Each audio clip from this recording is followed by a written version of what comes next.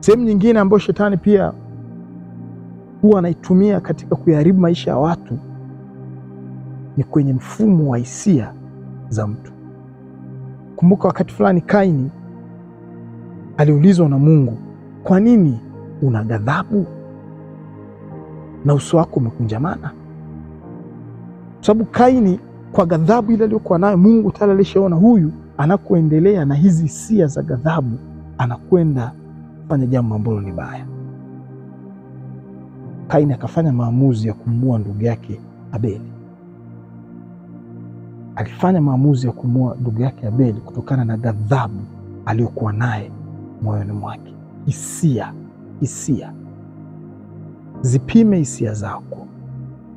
Usifanye maamuzi ukiwa katika hali ambayo either ni ya ghadhabu ama ya hasira ama ya tamaa.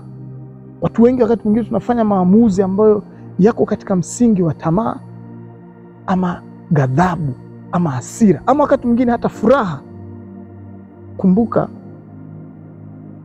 Biblia inasema kwamba Roho wa Mungu akatulia juu ya uso wa nchi, naye Mungu akasema na iwe nuru.